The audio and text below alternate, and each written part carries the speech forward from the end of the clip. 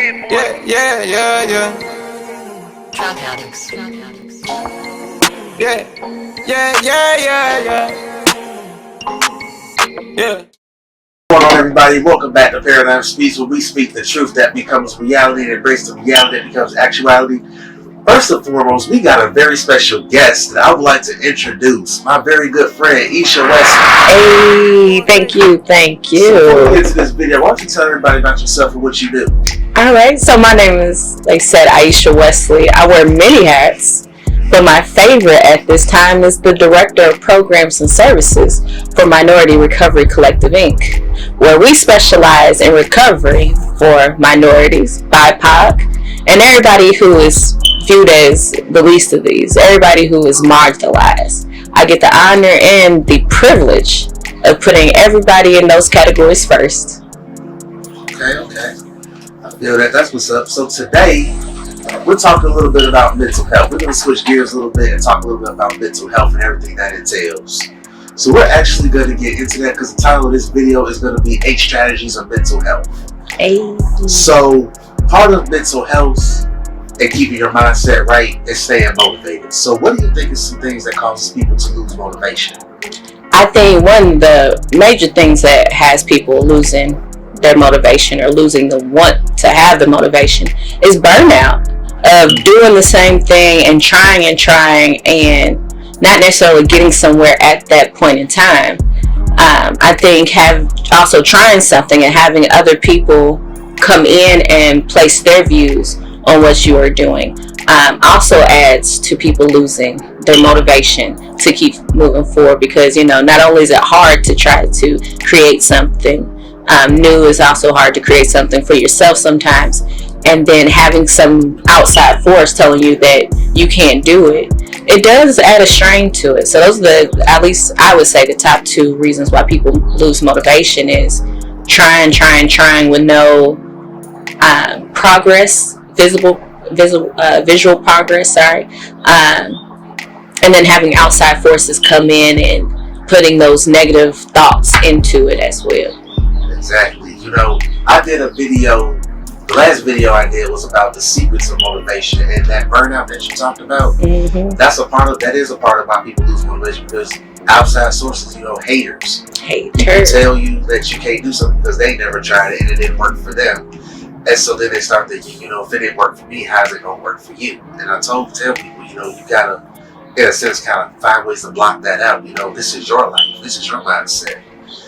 And, ironically, the first thing that we're going to talk about is actually finding something to be motivated about. Yes. With goals and things of that nature. So, would you mind touching on that a little bit? Yeah, so when you're having goals, this is one of my favorite things to speak on, because not only am I a program director, I'm also a peer support specialist. So I'm able to give hands-on support to people who are seeking to reach their goals. And one of the first things that I do is ask questions. What is it that you want? What is it that you are seeking? What is it that you notice isn't quite aligned to where you want to be or where you see yourself going? And just getting those things out, because sometimes we don't always have the name for where this goal fits, but we know that it's a goal. And so just being able to vocalize that of, okay, I know what needs to be done, I know where I want to go. I might not necessarily know how to get there, but I do know where I want to go, and taking that first step of just getting it out there, because a lot of times we keep stuff up in our mind and it stays there. But the only way faith works is to actually work it. Say that one more time. The only way faith works is if you work it. Faith without work is dead. It's dead. And so taking something that's just in your mind, vocalizing it, that's one of the first steps, because if I can vocalize something, then I can write it down. If I can write it down, all these things, speaking, writing, and then actually putting in the effort towards it, these are all ways to work. I think a lot of times we get caught up in the, we gotta work. But organizing your thoughts is part of the work. Exactly. Write the vision and make it plain. Write it and make it plain. Right? Hey.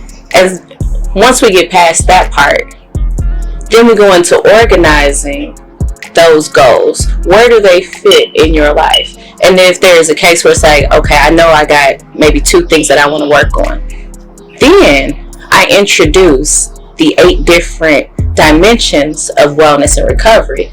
Because just because this one might be at the forefront, there's ways to prioritize and to figure out which one you want to do first. But then I also want to make sure I introduce those things, because sometimes we don't recognize that, this is an area I need to put on my list of goals. This is on my list of things to do so that I can be wherever I want to be, or I can reach the goal that I want to reach. Exactly. So you said there's 8 dimensions? There are 8. And I'm going to read them. I should know them off the top of my head, and I will do better about that. But they're emotional, they're spiritual, they're physical, innovational, intellectual, environmental, financial, and occupational, and social. Those are all of them. Okay. Let's talk about that emotional one. Okay. Let's start off with that. So emotional, I'm actually going to get some stuff up, because we at Mercy, we're big on visuals. We like to not only touch things, we like to see them. And so I'm going to pull up, and it's on our page. You can find our dimensions of wellness.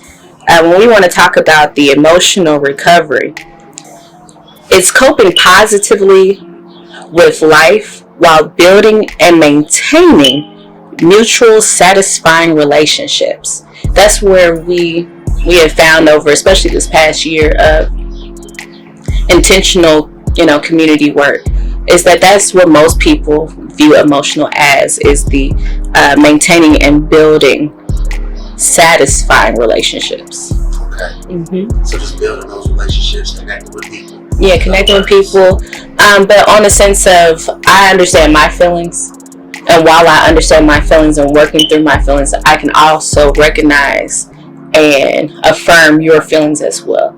That's how we are going to build and maintain a relationship, is to constantly keep that where you are emotionally and where I am emotionally. Could be 2 different things, but I still have to honor yours while honoring myself. Exactly. It's like you can't pour from an empty cup. So it's like, as much as you want to be there for the next person, you kind of got to make sure that person's being there pouring into you.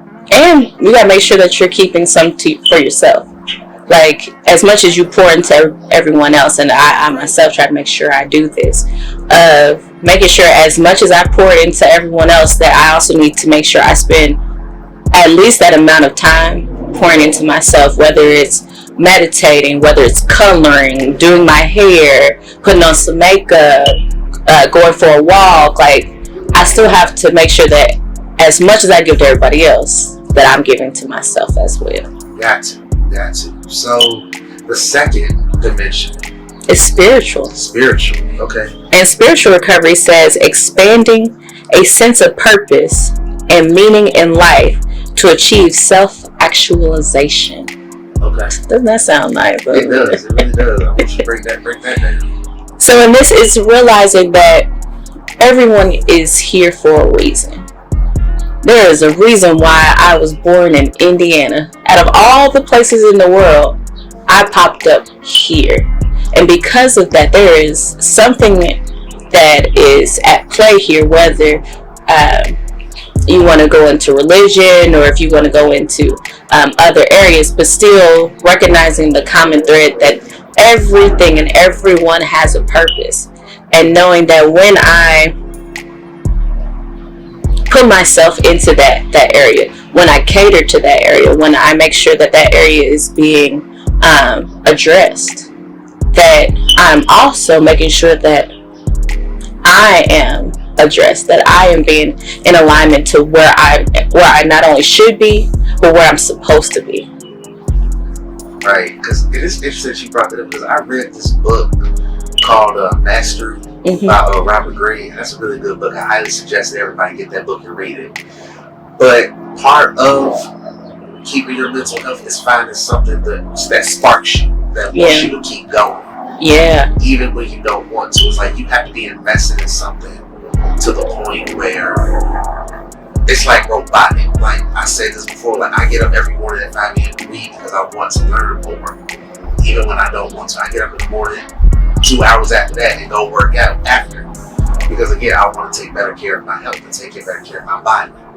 So when you find that actual spark, I feel like that is when you tap into something that's greater. Yeah. That's even bigger than you. You have like a higher calling. I definitely believe that when you tap into that part of it, because one, I like to say, a lot of people think spirituality is just solely religion, when no, spirituality, spirit is who you are. You are a soul. A soul is a spirit. So spirituality is connecting back with your source, with what is keeping you going. And I really feel like when you do that, when you tap into yourself and tap into your purpose and tap into your spirit, that helps you stay motivated. It keeps you in a sense that no matter what everybody else has to say, or no matter how long it takes me to complete this goal, that I know that every step that I take towards it is feeding back into my spirit, into my purpose. So I think that's one huge thing about spirituality for me. Right, and like spirituality, it doesn't necessarily have to 100% be tied to religion. Yeah. Either. It's really about your well-being. So as long as you take care of yourself, you take care of your spirit, you know, culturally speaking, and I always bring this up, I'm going to be a little petty right now, but it's like, be careful what you feed your spirit. Be careful what you feed your mind. Like, for example, you know, I understand we watch a lot of things that may be seen as entertaining, but in reality, it's draining your spirit.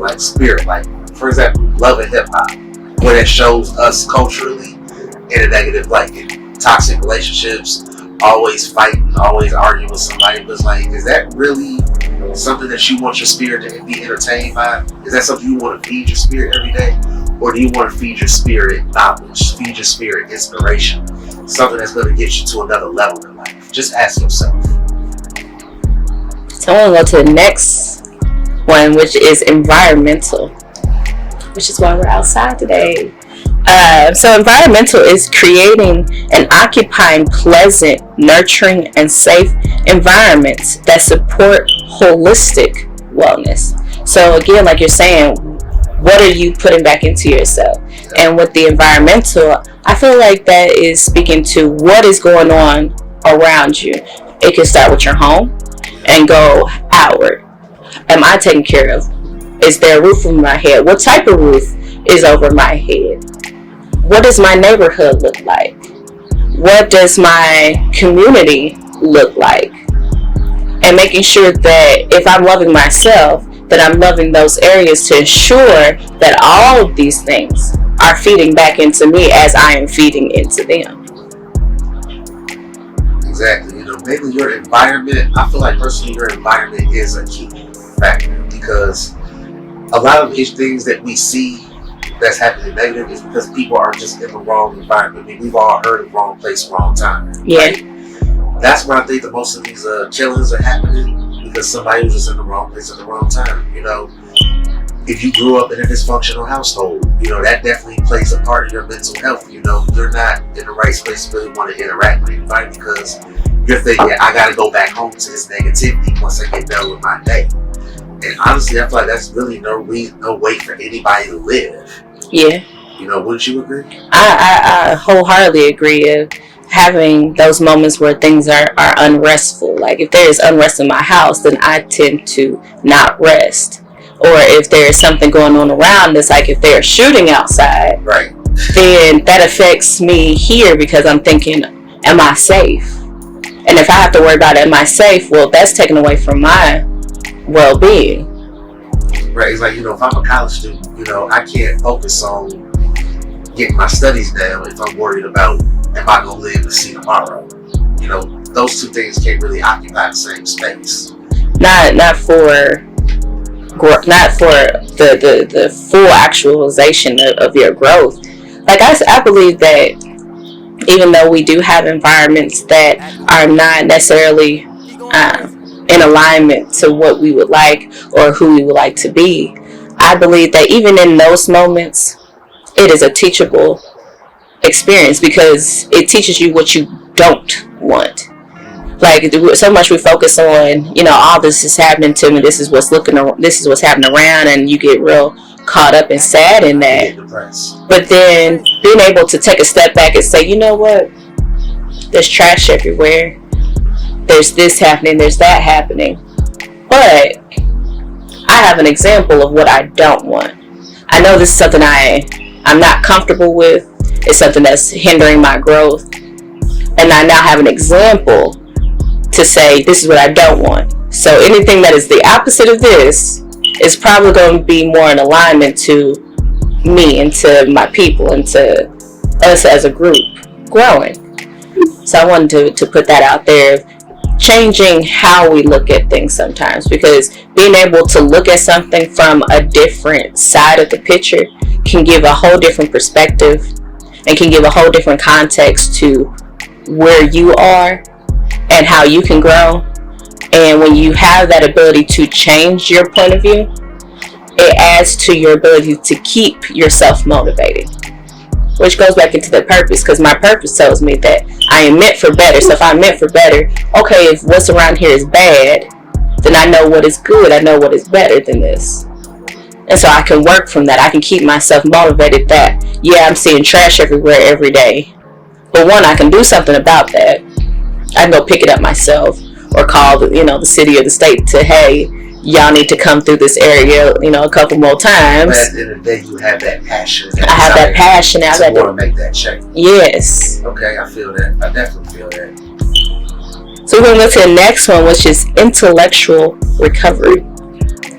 Cultivating new ways to expand knowledge and skills. With that one, I think you already kind of hit it when you gave everybody a book to read. When you have books, you're able to glean things that are going to be for your better. And then you're able to glean some things and say, I see where you went there, but I don't need to hold that. But being able to get more books, to look at different programs that are more aligned to your growth. Do I want to watch Masterpiece Theater, or do I want to watch Love and Hip Hop? Not that we just talking cash about them, but I mean it's just the easiest. It's just the easiest one to go for. But what am I putting into myself so that I can grow, and how am I getting to those things? And on this platform, I always talk about education, how we should be learning new things and finding new things to learn anyway. And I even said in my last video again, you have to learn about your goals. And when I say learn about your goals, when you have a goal and you have a purpose, you have to learn about everything that purpose entails. For example, content creating. I had to learn how to edit videos. I had to learn how to record. I had to learn about the software I need to get. I had to learn what to say, what not to say. It's just so many things that I had to learn. Like I said before, I read books because I have to keep my mind sharp so I can be able to talk to you all every day, pretty much. So when you have something, you have to pretty much be willing to do the homework on it. Research everything. Don't just take what somebody's telling you for what it is. Actually go back and read it for yourself.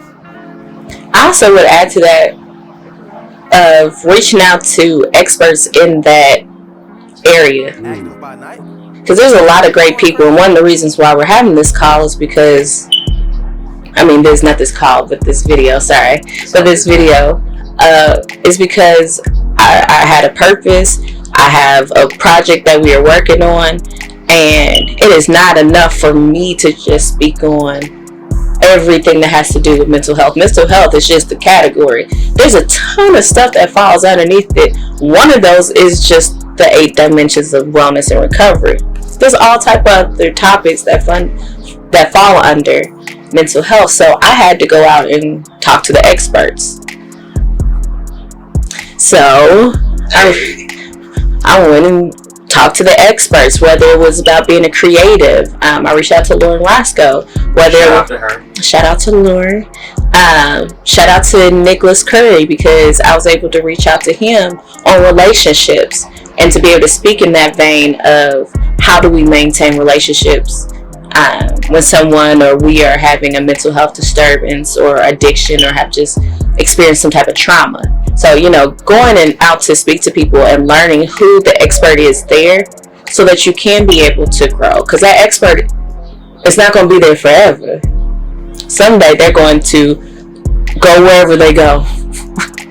We all gonna die, but you gonna go wherever you go. But we don't want that wealth of knowledge to just go with them. And I always, one thing we always say, iron sharpens iron. And steel sharpens steel. So don't be afraid to, reach out to somebody if you feel like you're weak in a particular area, because it's like nobody on this planet has all the answers. And if they think they got all the answers, then something's mentally wrong with them. Because there's a lot that you don't know. I'm learning new things every day. I'm learning things now as we're having this conversation. So, you bouncing off of me and I'm bouncing off of you. So, yeah, definitely always reach out to somebody who knows more. You should always, if you're the smartest person in the room, that's not a room you need to be in. And I think unless you're the teacher. Unless you are the teacher. That is. But even then, teachers do learn from their students. Teachers do learn in their students. Learn from other teachers. So yeah. As long as if you're the smartest one in the room, that should not be the room you be in. You should always be seeking to be around people who are older than you, wiser than you, who've been more places than you, so they can pour that knowledge into you, so you can pour that knowledge into someone else. Each one teach one. But that's with client. That's with client. So the next one is physical recovery, which is understanding and practicing the necessity of physical activity, natural foods, and rest. With that, I want to focus on the rest piece, because there is a lot of great things out there that speak on physical activity and natural food, about all the different ways in which you can get up and get active, and you can start not only, mentally putting things into your body that's going to feed your spirit, but, actually putting things into your body that's going to feed your spirit and your body. But I wanted to speak on rest, because there is some thought out there, there's some notion is that rest isn't as important as the other two. But your body needs to rest. When you exercise, you are supposed to rest after, so that your body can figure out what just happened. How do I strengthen this area because I just worked it out? And to give your body a chance to just sit down and be cool. Like, a lot of times we push ourselves to the limit and we're like, okay, I gotta do this, and this today, and it's gotta happen. And then you end up not getting any sleep, or you get about 2 hours of sleep, and then the next day you do the exact same thing again, and then you wonder why you're not motivated to keep going forward. Is because your body is tired. It goes back to that burnout that we talked about before, because it's like you just running on empty, you running on fumes. The car ain't gonna get that far if it ain't got no gas in it. It's not. And rest is so important. Not just for the physical aspect, but for the mental aspect. Going all the time is not good for your mind. The mind should have a moment to shut down, to have a moment to reflect over all the things that happen, because just because we're sitting here and we're talking and I'm taking a lot of cues, there's a lot of things that are going on that are influencing my mind that I'm trying to take a moment of, that I'm not even thinking about, because it happens on a subconscious level. And a lot of times we forget about our subconscious is always working. And if I'm always pushing it to work more, and I'm always up and I'm always trying to focus on stuff, I never give my subconscious, my soul, a chance to chill out, figure out what all just happened in the time that we were awake. So if I love myself, I got to give my soul, I got to give my subconscious a time for itself. And that's what rest is about. You do. It's like, they always, even in being successful, everybody wants to touch anywhere between 6 and 10 figures at some point, right? That's why a lot of us are pursuing entrepreneurship. But we always hear, the people on Shark Tank, shout out to them, you gotta want to succeed as much as you want to breathe. Eric Thomas, shout out to him as well. But you gotta keep in mind, you gotta rest. You gotta take time to rest and recharge and come back fresh. If you always just keep going, it's like you just gonna keep going and going and going, and you just gonna run yourself to the ground. Yeah, you want to touch some 6 figures, but you gotta be here to enjoy the 6 figures. Look, sleep is not the enemy. The enemy. Sleep is not for the weak. Sleep is what helps keep you strong. Sleep is necessary. Rest is necessary, because sometimes we think rest is just sleeping. Well, no, resting could be you sitting on the couch, not doing anything, just being in quiet and peace. That is resting, and it's it's a necessity. It's needed. It is. One thing I've incorporated this year so far is I take one mental health day per month. That's good. I don't do anything school related, business related, anything. I just take a minute, just take that day, just do whatever I want. Let me clean my house, go to another city, go to another state, visit family. See, my mental health day is I don't do any of those other things.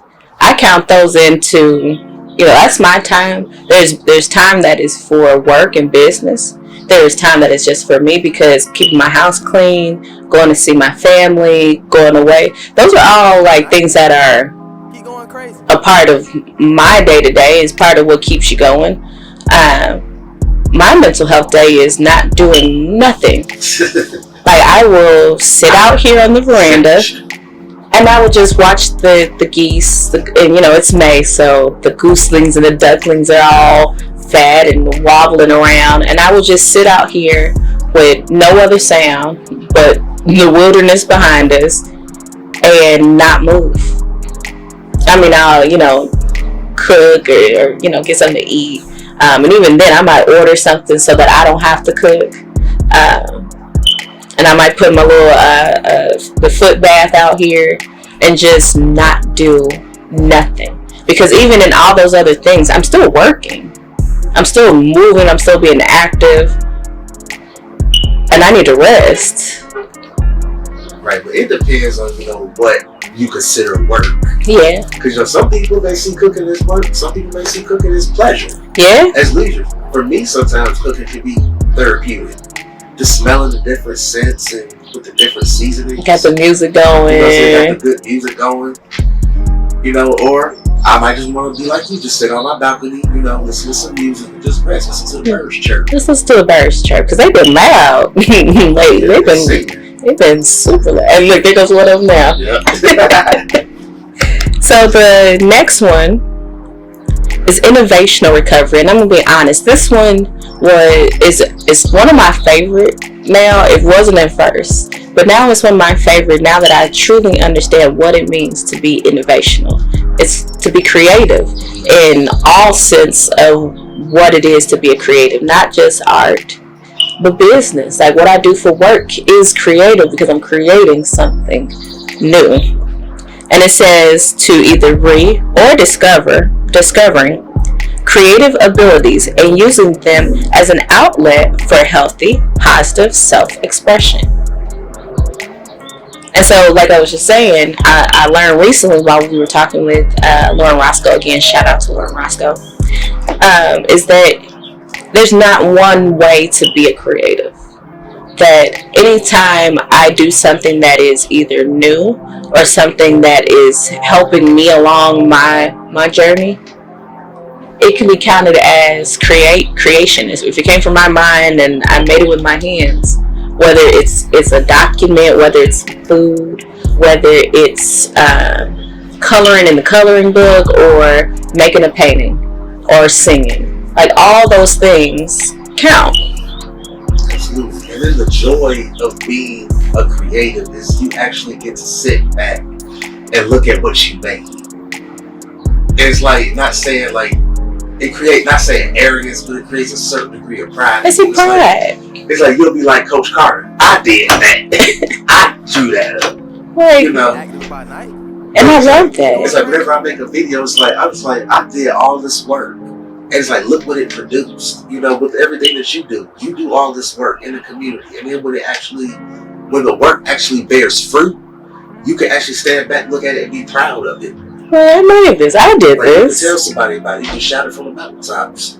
I can help somebody along their path. Absolutely. And I know we'll get more into that, but the one thing I've learned to love about innovational recovery is that in discovering my own abilities and being able to share those with others, that I'm able to motivate others to go over into their dreams, or to try to do something new that they may have never thought about trying before. And that I am filled doubly that way, because not only did I create something that I either didn't exist before or I didn't know I could do, but being able to share it and to see that person grow and be motivated and have a better quality of life for whatever I created is a double pleasure, because it moved forward. It's progressive. It's infectious. There's no words to really describe knowing that there's other people out there who are better because of it. Like, I know earlier we talked about losing motivation due to others having something negative to say. But on the flip side of that, of gaining motivation because somebody else took the time to say, hey, I created this.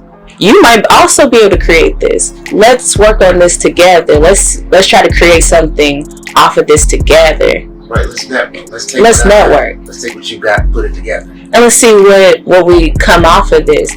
And to fuel somebody else's motivation to keep going, not only in their project, but to go out there and want to share with somebody else. That's a triple blessing right there for me.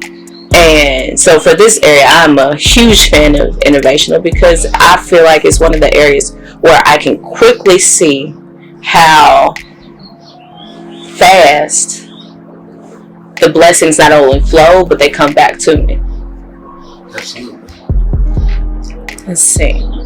Number 7. We almost there, y'all. Just bear with us. Go ahead and take this time to like, share, comment, and subscribe, and hit that notification bell. It's the financial occupational recovery. Finding purpose. Come on. Because you need money to sometimes do some other stuff. I don't know about y'all, but I need some money. Don't you need some money? I always need some money.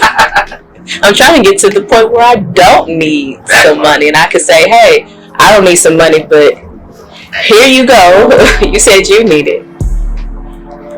But occupational financial recovery says finding purpose in one's work, hobbies, passion, while strategizing to increase assets and reduce liabilities, thus improving satisfaction with current and future circumstances. Break that down. So the first part says finding purpose in one's work, hobbies, and passions. So we all have had, or I won't say we all, I will only speak for myself, but I've worked jobs that I got that job because I needed some money. Yep. I needed to pay for this roof over my head. I like nice food. I like to travel. So I took a job, or I've taken jobs where I just took that job because it was offering me the most money and it was something that I knew I could do. But in finding purpose in it, I've learned the trick, and this is actually a trick that I learned from Fisk. Shout out to Fisk University. Is when I go into a job, I not only learn my role, I learn my supervisor's role and the people around me. And then I also learn more about the organization and what they do. Because it's easier to find purpose when you know that you're working for somewhere. It's easier to find your purpose in this if you know not just your piece, but the whole organization. Because you know where you fit into that piece. You know what the organization's goal is, and you understand where your work contributes to that goal. And in doing so, I learned that you kind of learn how to find your purpose in being there. And I've learned that the places, even if I only picked them up because I needed some money, but the places that I really researched everything about them, it did make it easier for me to do my job and to go through the day-to-day. Because, a lot of times it was mundane, repetitive work that, if you just focus on the work, you can get burnt out, you lose motivation. But learning about the full organization and knowing that, no, I got to create this document because down the line, it's going to help us help this person to make this impact on that on this goal. Next is the strategizing to increase assets and reduce liability. So building off what I just said of learning about everybody so I know how my work influences everybody else's. Well, if I know that my work influences how this organization moves forward, right, then I know how to one, increase something coming back, which is usually revenue. I want some revenue to come back. I want them to notice that I helped them make some revenue come back so I can get some more of that money. That transaction, everything's a transaction. And I want to make sure that I'm doing whatever I am doing well and with the best of quality, because I want to limit the harm that I might do to this organization or to the people that are associated with it. I know I'm focusing on work, and we said there's hobby and passions. Right. But you can kind of apply the same premise that what you do for work, you should also do for your hobby. You should also do for your passions. I feel like you should do twice as much. You should do twice as much because it's for yourself. Exactly. You spend all this time, not disparaging anybody that actually works 9 to 5s, because I work a 9 to 5 too. But still, you spend all this time making somebody else's dreams come true. What about your own dreams? What about your own goals? What about your own passions? So it's like you're putting yourself on the back burner for somebody else. So you gotta make sure you give yourself the same amount of time you would give somebody else. I mean, even in entrepreneurship, like the first thing they teach, I read this in this book called Rich Dad Poor Dad. Pay yourself first. And you don't have to just pay yourself money. Pay yourself with time. Take that trip. Take that mental health day. Sleep in a little bit. Come on, time is one of the most valuable resources we all are given, and none of us know the amount that we are allotted.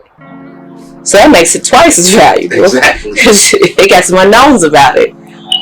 But giving yourself your time is as valuable as giving yourself money or giving yourself any other resources. So I definitely have to agree with that. And the last piece of that sentence was improving was satisfying for now and later. If I know that I'm working for a place, and this has happened, I've worked for a place and know that, this ain't where I want to be. But just because I don't want to be there, and they may not treat me right, or it just might be no, this just isn't a good fit for me, I still give the best because I want this circumstance, I want where I am right now to be pleasurable. I want it to be satisfying, to know that I gave my best in all endeavors, no matter what happened over here, that I did what I was supposed to do, because what I did feeds back into me. And while I'm giving my best here, knowing that based off the future, I know I need to make some different steps that isn't going to cause any harm to these people over here, because I don't want to harm anybody. But I also need to make some steps so that I'm in a better area, because where I am, even though I might be okay with it, I might foresee that, this is harming me, I'm going to get burnt out really fast, or this just isn't good for my mental health, what we're doing, or I've experienced some type of trauma while I'm here. Like, this isn't necessarily where I want to be, but I'm going to make sure that I'm still satisfied while I'm here, and until I find something better. Or I create something better, because that's how a lot of us ended up as entrepreneurs is, I want something better for myself. And for people that come after me. And I gotta create it, because what I particularly want isn't out there. And knowing that is what is part of the financial and occupational, is knowing what do I want for myself, which is the theme for all the dimensions. What do I want for myself? And what do I want for my future? What do I want towards this goal? In the financial aspect, I'm not making enough money over here, so I need to go where I know the money resides. Where the money resides. Shout out, right? Where the money resides. So, if you were to tie all this in, what would you want to tell everybody? We still got one more. We still got one more? One more is 8. It's 8? I thought that was the 8th one. No, the 8th one is social recovery. So the 7th one was it was a 3-part. Yeah. Okay. The 7th one, it was a little bit deeper of the sentence, because finances kind of play a major role to making sure the other 8 are in line. Because if you ain't got no money, you probably are hungry, which hurts physical. Yeah. If you ain't got no money, you might not have a roof over your head, which hurts environmental. That's part of the reason why I think that one was a little bit longer, is because it ties so much in. All of them are connected, but that one in particular, if that one is not taken care of, it can have a huge impact on the other 7. But the 8th one, which I'm glad this is the 8th one because we're in Mental Health Awareness Month still, May. And the thing for this month for us over MRCI was social recovery. And it says developing and maintaining a sense of community, belonging, and a well-rounded support system. And that's pretty simple. Yeah, it is. That support system, I feel like it's key. You gotta have people around you that are like-minded and going to where you want to go. It also plays into the effect of motivation, having the right people who will keep you motivated and will help you stay motivated. Instead of speaking negativity or malice into your goals, but actually being there to help you progress and move forward. I would also like to add to that, people that tell you what they think you want to hear versus people that tell you what you need to hear. Because I feel like the people that tell you what you need to hear, those are the ones that you really need to keep in your circle. Like, if I'm messing up, please tell me. Please tell me. And tell me with kindness. That part, because it's not what you say, it's how you say it. It's how you say it. Like, you can be honest all day, but honesty without kindness, I heard, is brutality. It is. And kindness without honesty is manipulation. Yeah. And so I need you to be kind and honest at the same time. At the same time. Find that balance. And that's what most of these are about, is finding that balance. And I wanted to make sure that we add in with the social recovery of making sure that you don't have just one person in your corner. Like, there's nothing wrong with having one person. If you have one person who really supports you, you are blessed. You're blessed indeed. Exactly. But in this world, no man is meant to be an island. If we were meant to do this thing alone, we wouldn't be here. Exactly. Like, in this moment. Like, my ED, my best friend Tasha's actually in the background. Like, there were more than one people. Shout out to her. Shout out to my twin. And actually, she's the reason why I'm here. That part. But you need more than one person who is supporting you, because one thing I've learned in our travels is that late in the midnight hour is usually when trouble hits, when motivation says, I'm out. Come on, late in the midnight hour. Late in the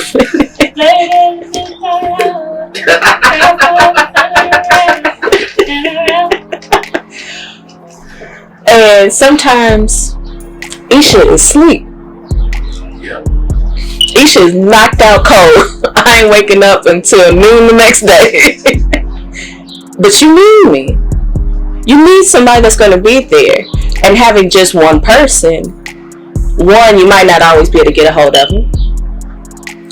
2, they might not be at the capacity to receive what you are needing to convey.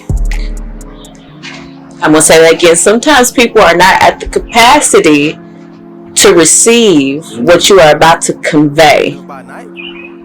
They may not be mentally there yet. They may not mentally be there. And one of the major reasons why we have these conversations, because we got to get used to talking to each other and being intentional and purposeful with what we are saying with each other. Because we got a place to go. We got somewhere to be. And in that, I still am a person. I'm still a human. Today might be a great day. Tomorrow, everything might go wrong. Today might even be a great day and I'm still crying my eyes out. I don't know why. And then you want to come talk to me about what's going on in your life. I'm not about to be the best for you at that time. It's interesting you brought that up, because I remember it was some years ago. You had posted on Instagram, it was a picture of a person that's wearing a mask. Mm-hmm. That person is wearing a mask. When you see them take that mask off, you see the tears and the pain and the frustration and the anger. So it was like, how many times and how many of us put on that mask every single day, like pretending to be happy when we're not? How many of us do that? More than some of us would like to tell. And in my travels, I found out it's just about everybody. Everybody wears a mask at some point in time, and especially within our community, I could say that in detail. At least within our community, people put on the mask every day to go out into the world and do whatever they need to do. But a lot of times are not happy behind that mask, or something is going on behind that mask that they are trying to battle with, they're trying to fight with. And on one side, I would like to say, you're not alone. You're not by yourself. There are many people, if not almost everybody, feels that way at some point in time. And because I know that, and because I understand that, I understand that. Understand. Come on. That I have to be careful about what I place on somebody else. I have to ask first, are you at the capacity? Are you here? Are you okay to take what I'm about to say? Because I'm not okay. I can't just keep till morning. Until whenever. It's where? Let me tell you where I'm at. Because sometimes telling somebody, I need somebody right now, and to be able to address that with somebody, and knowing that, you know what, I might not have it right now, but I can direct you to this person. Or because we're in the same network together, we're supporting each other, I can say, hey, I might not have it right now. I definitely got you in the morning. If it's too heavy for you right now, and I just don't have it right now, you know, Nick is up at this time. Right. Not to put it off on somebody else. Shout out to him. Again, that's my brother. Shout out to him. Or, you know, there's these people, or MRCI is up. Right. And they're specialized to talk about these things. So I can, if I can't hold it, I'm going to make sure that I can try to get you to some space where you're comfortable. But being able to actually have that conversation with each other and to recognize it. Because I know a lot of times we just, girl, I'm having a day and da-da-da-da-da-da, and I'm over here like, my uncle just died. I ain't got it. I ain't got it today. I don't have it today. I'm sorry. Like I'm trying to be there for you, but I'm praying for you. I don't have it. Yeah. So if you were to tie all this in to one thing, what would you tell everybody? So the major things that I would tell everybody is to, one, understand those 8 areas for yourself, because everybody can take a different definition from those words, but understand those 8 areas for yourself. Think about which area you are very strong in, because I like to lead with strength in this case. Other cases I'm like, no, lead with the bad thing and end with the good. But no, in this case, where are you strong at? Which ones are you strong at? Because I can guarantee that nobody has all 8 areas are down and bad. Figure it out. Like there is at least one thing that you have that is strong in one of those areas. And once you find out your strengths, think about, okay, which ones would I like to be better? Which ones do I notice that I'm not as well in this area? Not about, you know, am I the best in this area? No. Am I well? Am I happy? Am I satisfied in this area? Okay, I'm not. So how do I go about getting that area well so that every area is well? Because all 8 are tied together. It's like the body. All of the body is tied together. One without having everything else. And actually, I will challenge that, because, you know, there's such thing as being an amputee. The body can survive without the legs, but it's not necessarily well. It needs some assistance in there. You might want to have, you know, get a prosthetic, or you might want to fill that area so that you can be your full self. Facts. But the body might not have that piece, but doesn't mean you can't be well in there or work towards wellness in there or wholeness in there. So I did want to challenge that a little bit. That's all good. That's some facts. That's some real stuff. But I also wanted to be known that all of these are tied together, and that when all of them are well, then you as a person are well. You are whole, and you are doing good, and you can be of the best service. Not that you can't be of service to somebody while you're still trying to figure things out, because we're all still trying to figure things out for the most part at this age. But you can be your best helping self when all of these things are taken care of. That's real. And where can we find you at? You can find me at 64. No, I'm just you all can definitely check us out at www.wearemrci. That's wearemercy.org. You can also catch me anywhere on just _Esha on Instagram. That's where I usually host most of the videos that we have that I've had over the past couple weeks. There. I would also like to say we're having our seed project. Out of this past year of working and practicing and finding out what exactly is best or might be the best practices for our communities in the regards of mental health and dealing with mental disturbances and addiction and trauma, we learned that there's something that we need. And to be able to get that, we need some money to do it. Exactly. And so we have the Seed Project. You can definitely catch that information on our website as well as on our Facebook page. Honestly, you can catch us anywhere there's social media under We Are MRCI. Okay. Thank you for tapping in with us today on Paradigm Speaks. Again, make sure you follow us on all social media platforms. And don't forget, the Paradigm Motivation Shop is still open. Definitely get your gear and get your merch. So until then, take care. You know what I forgot to do? What you get to do? Nate, I love you. I love you. I appreciate you. You are amazing. You are fantastic. You are a trendsetter. You are a motivator. I like y'all. Oh shit, we still recording. No, keep it in there. But no, you are a boss. You are a advocate, and you are a true gentleman, and I appreciate and love you. I have made sure that I give everybody that I've worked with their flowers, because I believe in giving people their flowers every chance that I get, and I want you to know exactly how I feel about you. I want the world to tell you, oh, Esha said this, and she feels this. No, I want you to know from my mouth that I appreciate you and I love you. I appreciate you too. You really are out here doing great work in the community. You know what I'm saying? Making sure everybody's taken care of. You've always been that as long as I do. So definitely, shout out to you and kudos to you for everything that you've been doing. Thank you. So now, we out. Take care.